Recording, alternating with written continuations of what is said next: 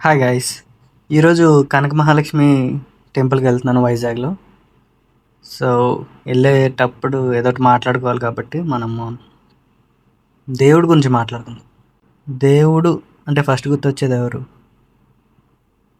ఎగ్జామ్కి ఏం చదవకుండా ఎగ్జామ్కి 5 minutes ముందు మనకు వచ్చి టాపిక్ అంతా ఎక్స్ప్లెయిన్ చేసే మన ఫ్రెండా,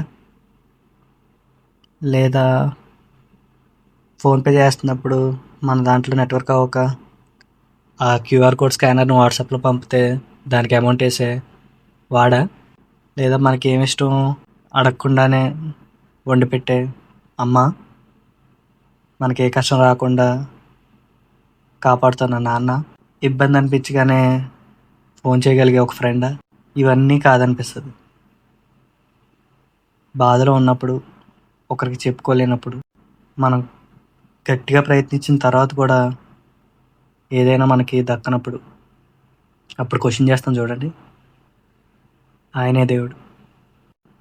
సో టెంపుల్కి వచ్చేసాం, దర్శనం చేసుకోవడానికి వెళ్ళాలి.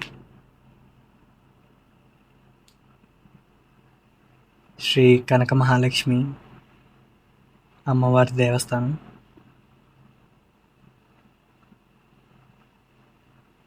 మీకేమనిపిస్తుంది దేవుడు అంటే?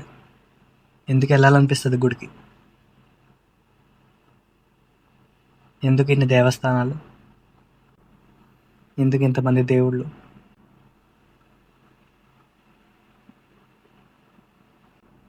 కష్టాలు రాకుండా ఆపడానిక? కష్టం వస్తే కాపాడడానిక? కన్నీళ్ళు తుడవడానిక?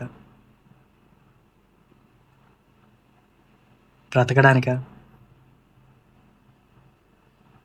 ఒక నమ్మకం. మంచి చేస్తే మంచి జరుగుతుందనే నమ్మకం. చెడు చేయకూడదని ఒక భయం. ఇవన్నీ సృష్టించే ఒక దైవం. అందుకే ఇన్ని దేవస్థానాలు, అందుకే ఇంతమంది దేవుడు. ప్రతి మనిషిలో దేవుడిని చూడాలి.